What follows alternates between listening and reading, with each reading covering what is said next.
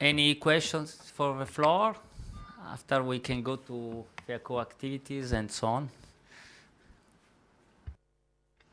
I have a question for the professor. He's the president of the Greek Association.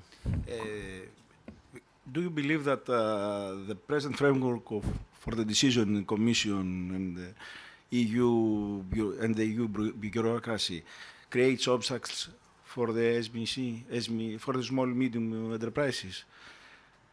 And also, do you believe that the stability of the management consulting sector in Europe maybe has a support through these various proposals from the European Union, that most of them does not go to the market?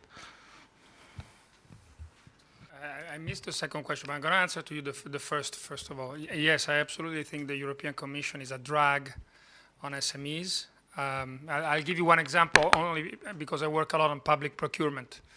The Small Business Act in the US reserves 23% every year. I'm not talking about subcontracting, I'm talking about direct prime contractor to small and medium firms. In the name of what? In the name of competition. So the basic idea is it's impossible today to do a tender and expect, unless exceptional circumstances occur, that the small firm has the same chance of a large firm to win. It's pretty obvious, right?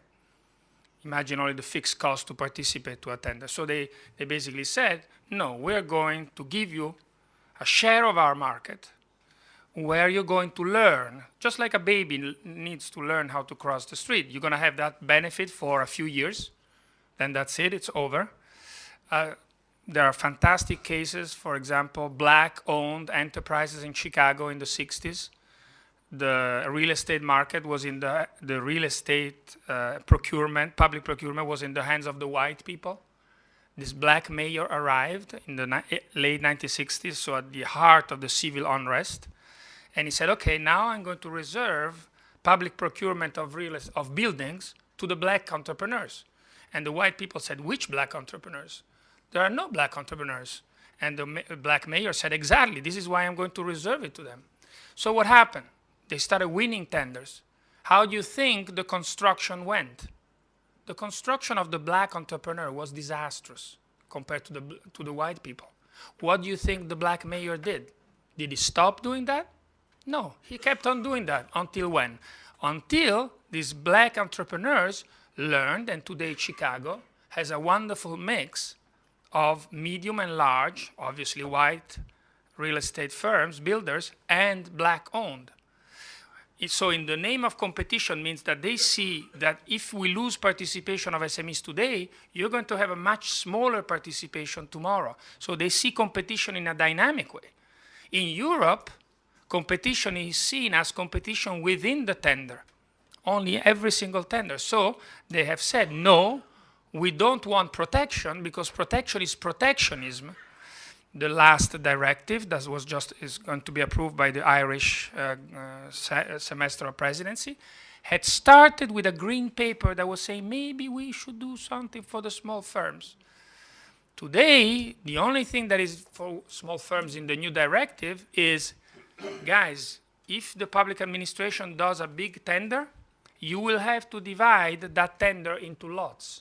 Well, everybody knows that if you divide a large tender into lots, it's not going to help the SMEs. It's going to help the large firms to do the cartel much better, right? Or to make a consortium. The Italian way and the European way is to protect the SMEs with consortium, but it's a way to remain small. I remember a nice example made from Gustavo Piga in the Stati Generali of the last year. Italian in football is squadra primavera. In English, maybe we translate, I don't know, spring team. We use in Italy to call this, maybe it's an international expression, I don't know. And Spain just won. Exactly, exactly. Like the under 21, no? Last week. And the idea is to help them to go, not to help them to survive in a lower level, no?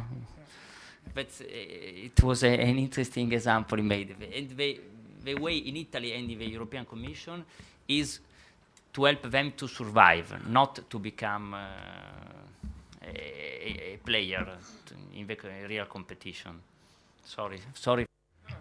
So basically, I think much more could be done. It's not true that the European Commission does not do anything.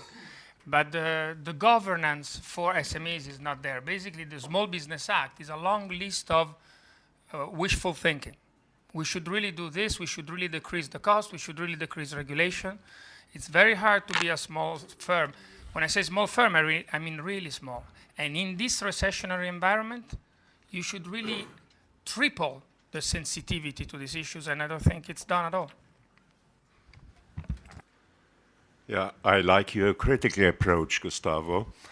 And my question is, what should be done by a big European association like FEACO to enhance the role of consultancy in the public opinion?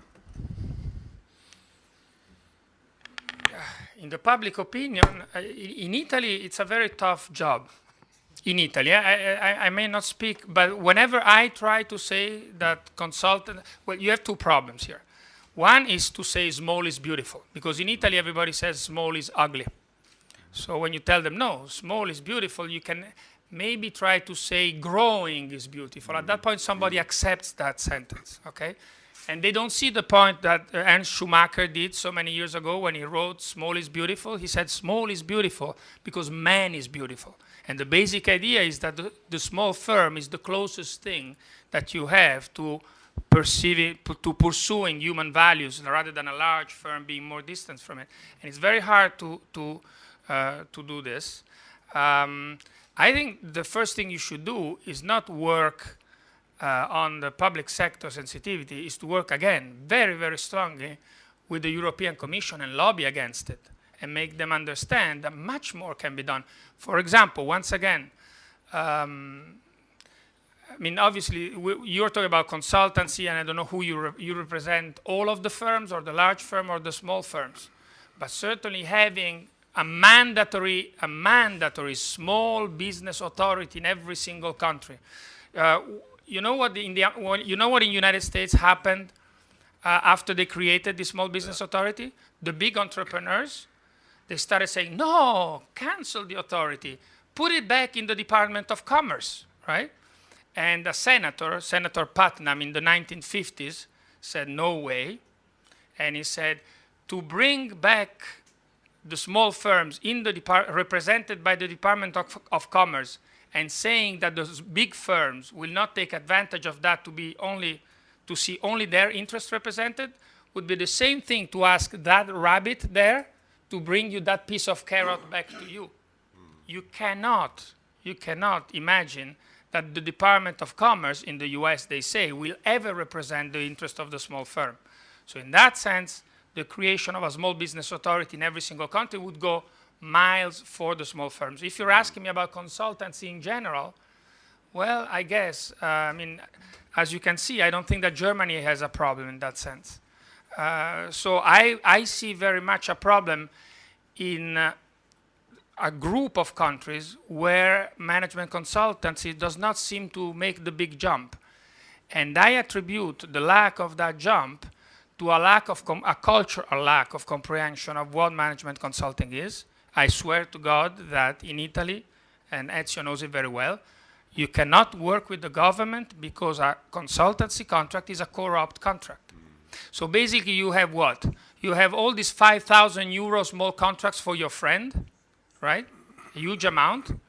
And so we say that with the bad water, you also throw out of the window the baby. Because basically, because of this corrupt consultancy contract that are done very small, the true firms are not allowed to work with the government. So how do you work on that? Yeah. I think you need politics behind it. I mean, I think that if you have politicians behind it, if you lobby your politicians, then this will be represented, but it's a hard task. Yeah, we have such a legal authority in Austria, and we are quite successful.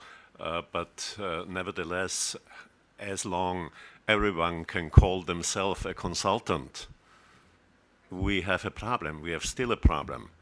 And I would ask for more working together within the European countries and more coordination within the European countries. This would be my suggestion. Last question from Alan Lehman, CEO of MCA, the UK association, the paradise of major consulting we saw yesterday. But anyway, in public sector, they went from 30% to 20% of the turnover of the sector, but the sector anyway is growing, so for them it's not a problem. No? Thank you for that introduction. Thank you very much for a very interesting talk. I just wanted to lift our sights to, you pointed out that in the emerging markets, the consulting industry is relatively underdeveloped and less strong than it is in Europe and the States. Just invite you to sort of think forward 5 or 10 years and say, what do you think that will remain the case? And if it isn't going to be, if consulting is going to play a bigger part in China, India and Africa, so what sort of consulting industry will we see? Before about this, I grew up with my family telling me that the seven big sisters were the petroleum, the oil industries, and now I'm telling my children that the seven big sisters are the big international multinationals in consultancy. And like I tell my son, I think that a Chinese father is telling his Chinese son this. So I think that the Chinese are and the Indians and whoever are very, very capable of understanding this because they know very well that this is, once you advise a Chinese leader, the Chinese entrepreneur knows very much that the foreign firm will have a higher chance. So I am sure that in China they are already checking how the consulting industry is, and in maybe less than 10 years, they're going to be. Another factor that is coming out now is the issue of country systems in public procurement. More and more, it is becoming hard to participate to a public procurement in an emerging economy without using the rules of the game of that country. And China has been very smart in this sense.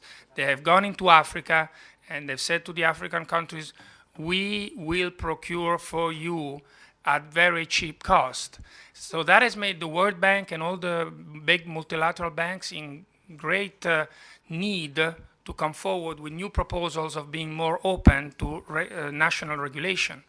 But national regulation is an element that will accelerate this because it will be easier and easier for local consulting firms to say you can't participate to that government tender if you don't ally with me.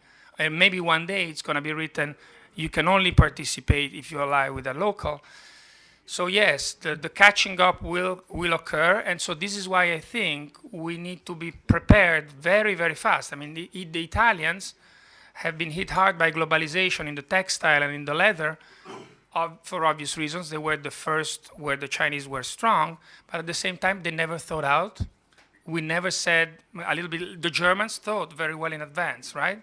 And you can see that they're resilient because of that, because Schroeder said, let's sit down now and let's think about where we will be in 10 years' time. And the trade unions and the firms came, and that helped a lot. So, and we didn't do that for the textile, and our textile has disappeared. We didn't do that for the leather, and our leather has disappeared.